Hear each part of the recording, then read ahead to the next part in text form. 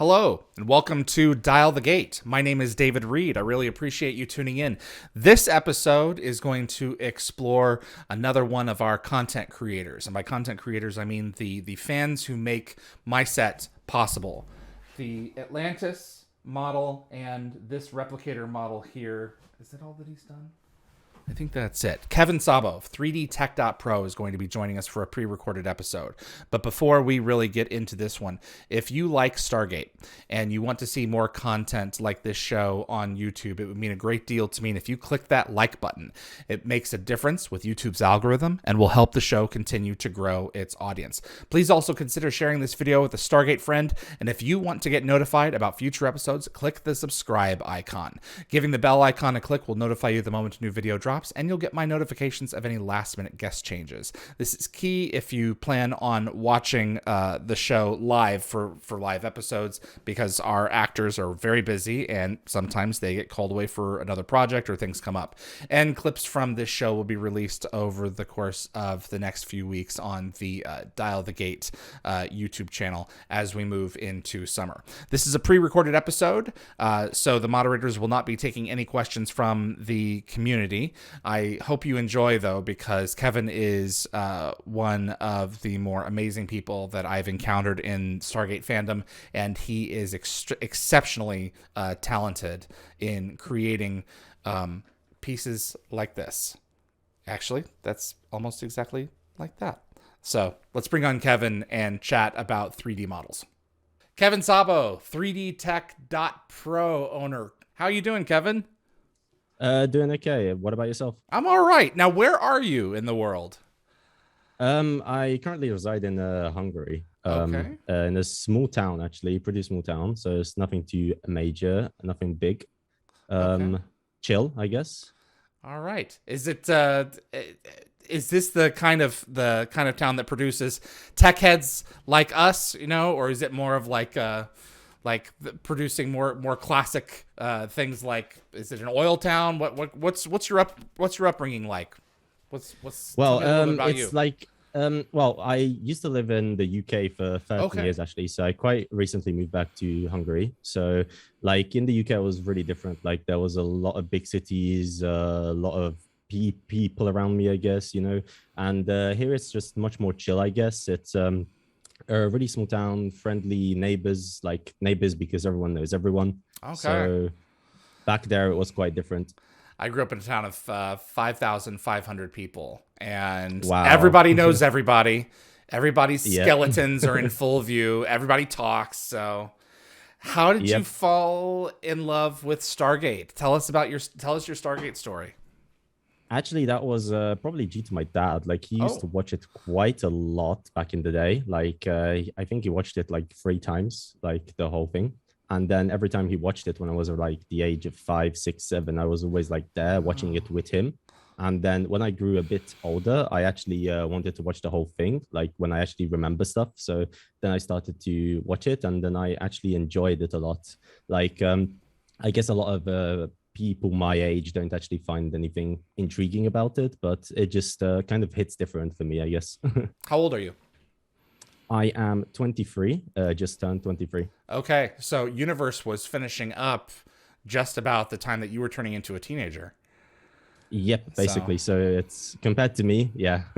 Wow. Big difference. So have you gone back and watched the whole franchise from beginning to end? What's how have you approached the content, and which of the series are your favorite? I've watched the whole thing, I think, 2 times all over. SG1, Atlantis, and Universe as well. I would probably say Atlantis is probably my go-to to watch. I enjoyed that a lot, and like there was a lot of good storylines in there. I think that was the best, in my opinion. How did this translate from a love of Stargate Atlantis to creating content like this? Well, It's quite the leap. Yeah, it is. I kind of found a hobby in 3D printing and the technical side of things, and then I started to actually 3D model a lot of things. before Stargate as well. So I did have like a pretty good experience a couple of years beforehand. And then I kind of translated it into Stargate because there wasn't many files around a year ago or two when I started this whole thing. And I kind of enjoyed like having some models on my desk or like something around the house or whatever.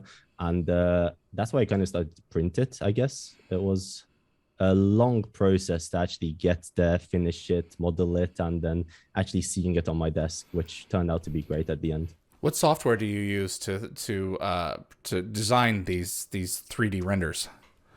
I actually I use Blender and I use Fusion 360. A bit of both helps, I guess, not just one. Blender and Fusion 360? Yep, those are the ones. Are these free or do you have to pay for them? Blender is free for anyone to use and learn. There's a lot of guides as well. Fusion 360 has a monthly subscription, but it's like 20 euros or so around the month, so it's not that bad. And what are the benefits of using Fusion 360 that your money gets you over Blender? Blender is really complicated, I guess. It's free, but it covers a lot of things from rendering, animation, 3D models. Basically, it gives you the whole get together of a lot of paid things, but it's really hard to learn and master to use. With Fusion 360, you get a lot of things that are ready to go, free and quick, basically. Wow. What's the first Stargate item that you created? That is a really good question. I think it was a I think it was a Stargate Atlantis keychain fob. I think that was the first one I created. That was I think I created that with one of my school friends back in the day, and we uploaded it to a random site. And then after I kind of lost it, and then after I found it, and I was like, I'm going to make this again. So I remade the whole thing, and it actually looked much better than the first one. So how long does it take to 3D render something like this? You know, I'm assuming, did you 3D render this one? I kind of, there was a file uploaded, which was like, there was a base of this basically, and I added the details, some of the inside. So it was kind of like a, I know it was like a 70-30 work. Like most of it was done. I just added a lot to this one basically. It was a free to use file as well. Oh, okay. Because this one actually has a semi-complete interior. If you look at it, yes, it does. It's one of the cool things about it because yes, it does. It's like inside and out. It's the puddle jumper. It's so nifty. So, has this always been a passion for you, regardless of whether or not you were making anything off of it? Oh, of course, yeah. I used to model. I think I had over 1,000 hours in Blender before I actually started to like make some money out of it, I suppose. Like, so this was a long passion for me even before like the whole shop and everything else put together. What do you think of the competence of the 3D modeling community? Do you think that it's kind of all over the place, or do you think that most of the people out there who are figuring this stuff out are pretty proficient, or are just, you know, just making random crap with it? What is the base out there like? Well, that's a really good question because there's two communities to this. There's the guys that model and the guys that actually print. Oh, so most people that print don't really know how to model, and they just kind of talk about everyone else being bad or worse or whatever, and they don't actually put the effort and energy in to do something good, I guess, you know? Okay. That's the issue. And the guys that actually model can actually understand what's going on and how it should be made up and how it's printed, because the guys that model everything understand like how it's going to print, how it's going to work, what it's going to do, what the end result will be. So they actually have a lot more to say information wise that is actually beneficial than someone who just prints, I guess. So someone who has a printer, as someone who has a printer and models at the same time, what are the pitfalls that you can anticipate in building a model to save yourself time on the printing end that someone who doesn't print would not even think of when designing a model? Is there an example or two that you can think of? I'm curious. Yes, there would be. Because the printers have limitations. Yes, they do exactly, like size wise, and like everything we print has supports, most of them, but the way we try to print is adding less supports to make the model look clean. So what most modelers tend to do as a mistake is they tend to make like these overlapping 90-degree bends, which therefore result in you adding supports, which therefore results in a lesser quality print. And sometimes you just got to consider, like, is it worth having that edge there, or can you round it off to make it smoother? For instance, that would be one of the main things, I think. Wow. So there are circumstances where, so like the supports that you're talking about are parts of the Mm-hmm. model that are built into the printing process that you then cut off, I'm guessing, Yes, in some those are cases. kind of they just hold the model up basically until the printer finishes printing it, because Wow. there's like a printer can't print into thin air, so that's why we use the supports. But Right. but like every time like there's a support, there's always cleanup work to do. So that's the downfall of it, I guess. So the trick is always probably a balance between uh, uh, accuracy in the model and making it so that the most minimal amount of cleanup work is done. Yes, exactly, exactly. Wow. How much does a typical 3D printer cost nowadays? Typical, well, you can get like, there's the budget ones, there's the intermediate, and there's like the more expensive ones. The budget ones can go for around $100 if you just want one on your desk, Wow. but It's those cheaper do than a paper require printer. but those Jeez. do actually require a lot of maintenance and work, so that's something to keep in mind. What were the initial? Because I mean, these things have been around as long as you've been a teenager, in common use. Yeah. I remember being at the Phoenix Science Center. It had to have been 13, 14 years ago, and they were demoing one, and that was when they were becoming, just beginning to be a thing. Mhm. Couldn't have been 14 years ago. It had to have been more like 10. But I imagine that model had cost $5,000, $10,000. Wow, yeah, It's that's just that's expensive. absolutely. I mean, they've come down in price so substantially. It's like watching the flat screen TV market over the years. It's just been Mhm. extraordinary watching that transform, as I'm sure you have as a consumer for these devices. Oh yeah, like back when I think I started, the printers weren't actually this cheap that they are now. They were actually like the cheapest one I found was like 300-400 bucks back then. Wow. That was like a okay-ish quality one. But now you can actually get like a really good quality one for around 350, and you can actually buy some extra parts to make it a better upgraded version, I suppose. So What's the model number of the 3D printer that you use most commonly? I'm curious. I want to take a look at it. we have actually 8 printers. If you count the if you count the resin ones, we have 10, because we have two resin printers. Okay, And give me an the most, example of one I that think the we can take a one, look at. like the issue is with ours, like we have ours upgraded to Oh. like it doesn't even look like the stock one that you buy. So Oh, it's completely different with new like hot ends, like new PSU, new screen, different motors, so drivers and everything. So it doesn't even look like the base stock model, I guess. wow. You do enough business to warrant 8 devices. Yes, currently we do have a lot of printing to do. Are you printing something at the moment?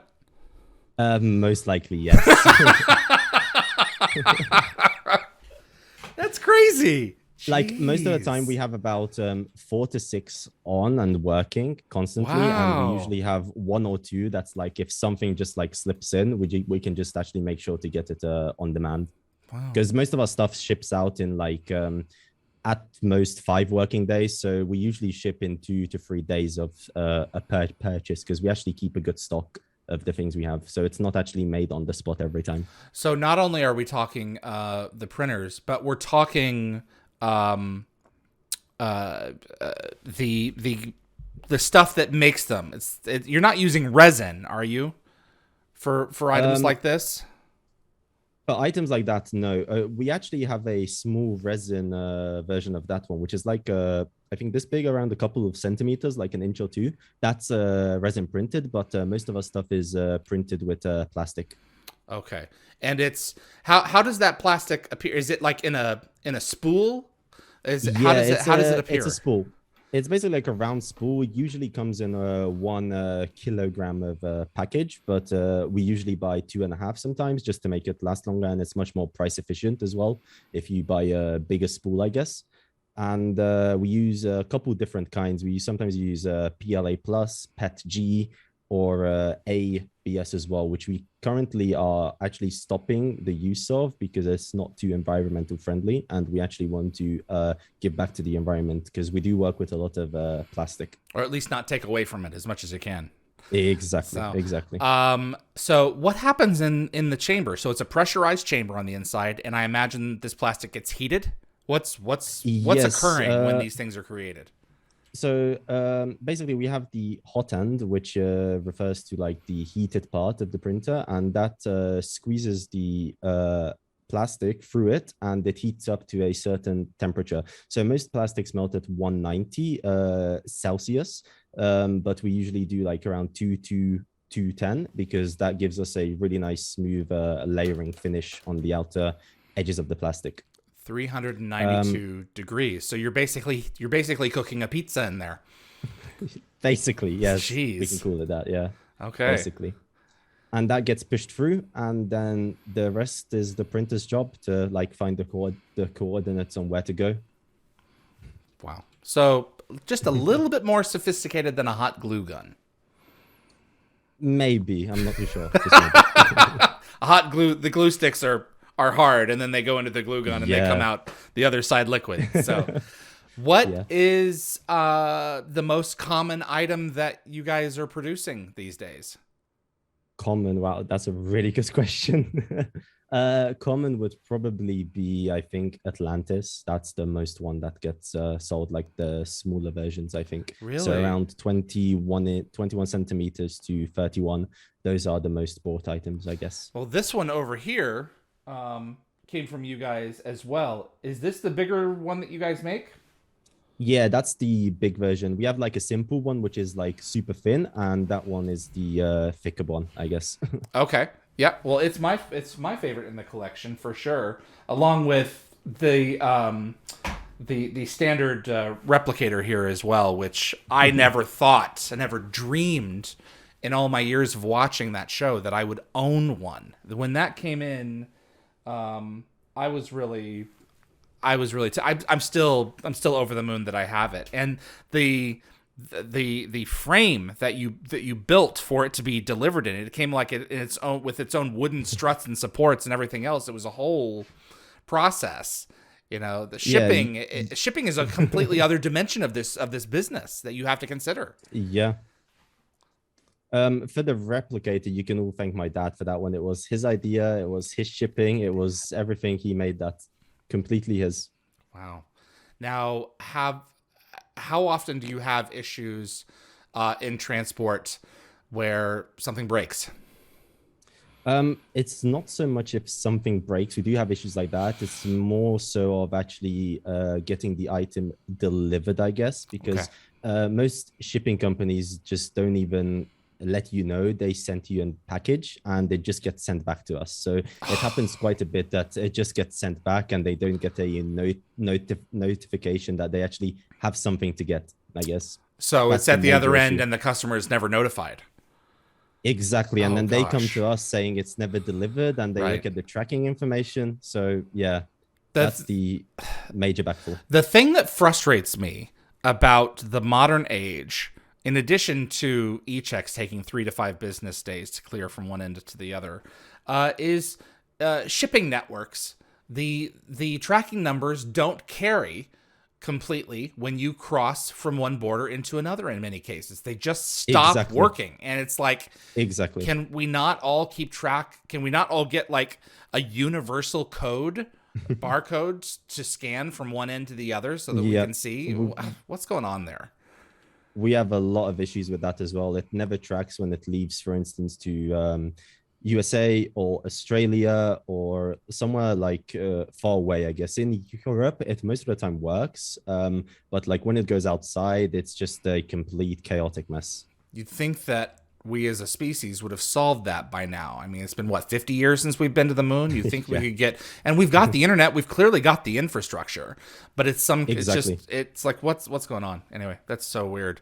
Tell me It is. about that enormous Destiny model that I've seen photos of that you created. Oh, wow. That's a long story. That was, I think, my second print actually ever made. That was I kind of got the file, and then it was from a fishy site back in the day, because that was about 2 years ago when I started this whole thing. It wasn't even a completely made file at that stage. I actually had to split it up into 8 parts, and then Wow. have to add some modeling into it as well, because it kind of looked a little plain, especially at that size. It was like 1 meter long, so it was a really big model to do, I guess. Wow. And how much would something like that go for if someone were to request that of you? That is like, currently we can actually make it in 4 parts instead of 8, Oh, which okay. because I had one printer back in the day, so now it looks much cleaner, much better. But it kind of depends on where you are located with the shipping prices as well. So that's So kind it of all the basic varies. question. Yeah, and if Okay. you want it half assembled or fully assembled, painted or not painted, so it's all a different question there. Okay. Tell me about your website, 3dtech.pro. What services do you offer, and what can people see? So I went there today, and it takes you to the Facebook page. Hmm. Okay. Yeah, we currently have a little bit of maintenance issue with the site. Okay. Oh, I It see. should Okay. be, yeah, it should be getting fixed soon. Like, we are updating it as of now. I think it should last a couple of days, and then it should be up and going again. Okay. So by the time But this airs, so 3dtech.pro will be yeah, functional. basically yes, it should be, yeah. Okay. So what we offer is print on demand. Is like, I think everyone offers that, I guess. So it's not something we personally, I say, advertise, because you can get that basically Okay. like around the corner of where you live right now. Like, Okay. everyone does that. We do some business works as well. So for companies, we usually do like keychain fobs with their logos, or for instance, something linked to your car logo, or to, I would say, car dealerships. We get a couple of those sometimes, and they actually ask for their like branding. And every time they sell a car, they give that to their customers. So we sometimes do a lot of Oh. those. Okay. And of course, modeling works. That's basically everything we offer as a company. Wow. Did you see this becoming as big a deal as it is? Did you see it becoming um as huge as it has become? I mean, your whole family works on this thing. I can't imagine Yeah, my dad basically. working with me. My gosh, that's a whole trip. Well, not really. When I first started, this was kind of like a hobby to me. And Hmm. then when I looked at like a couple of web pages, shared it on Facebook, and everyone was like, "Damn, these are really good. Can I buy some?" And I was like, "Sure thing." And then I only had one printer back then, so I was actually booked up for 2 or 3 weeks straight. Like, that's how much printing I had to do back then with one printer. So after that, it just grew exponentially, I suppose. Wow. What do you want to create that you haven't yet, from a Stargate perspective, if there is anything, or outside of Stargate? I'm curious. Wow. So, okay, that's a good question. Uh, Currently, like, we are moving into like the gaming section as well for Okay. like gamers, I guess. So, like, weapon models, printed models, and stuff like that. So, I'm kind of looking to create a few different guns from Apex. I currently have a few made and printed already, So you're which referring to look pretty Apex nice. Legends. Yeah, All Apex. Yes, right. exactly. Currently I have a few, and I'm planning to make a couple more, since they are pretty they sell pretty well, I guess. That's what I'm trying to say. Okay. um from a Stargate perspective, I am actually currently working on a how do you call it? The Juffers wear like the big metal helmet things, like the snake ones. Oh, I you're am talking, currently yeah, modeling the serpent guard helmets and Serpent Guard helmet. That's okay. yeah. So I'm currently working on a unique version of one of those. I Ah. have actually put a lot of time into that one, so it should be ready, I think, in a couple of months of printing and designing and testing and all the flaws. So, So that's currently in production. so you're not looking to make a screen accurate one. You're looking to make a unique style all your own. Exactly. It Okay. will refer to the screen accuracy somewhat, but there is a couple of twists in it as well. I'm looking forward to seeing that. That's gonna be cool. So, any Stargate weapons? There are a lot of Stargate weapon models up already, so that's why I didn't really Okay. bother with those. I guess the only one I made was the sarcophagus, because I have found no files related for that one, and we are currently working on opening it up as well, because right now it's just a solid print, so we are planning to make it functional. Wow. So you can like this. So it does this. Yeah, exactly. Okay. Exactly. That's really cool, man. Well, I am really tremendously excited about all this stuff that you have created, and I'm looking forward to seeing what you come up with next. And I wanted to go ahead and announce this. This is like what do you call this? Like the secondary replicator look? What's the explanation for this compared to the other guy? I think you're accurate with that one. I think we'll go for that one. It's Okay. the other appearance, I guess. Yeah. Right. Appearance too. Yeah, appearance too. This one started appearing, I think, in Enemies in season 5 of Stargate SG-1. And Kevin and I wanted to announce that this little dude right here, this is a half-scale replicator, is going to be given away at the GateCon 2022 auction in September. So if you are planning on going to GateCon or planning on having someone who's going to GateCon, this little Tootsie will be available for sale in the GateCon auction this year, provided by Dial the Gate and more specifically 3dtech.pro. So I appreciate you making that possible. Of course, yeah. It's amazing to to have the opportunity to do something like this. Absolutely. Kevin, I really appreciate you taking the time to come on, and I'm just in awe of your talent and am continually impressed by everything that you produce. And just thank you so much for making my set happen and and being a part of this journey with me. Yes, same to you. It's amazing to be here. Thanks so much to Kevin Szabo of 3dtech.pro for his time and sharing his process. It's amazing to learn about this burgeoning industry and where it's going to be going next. I think the sky's the limit.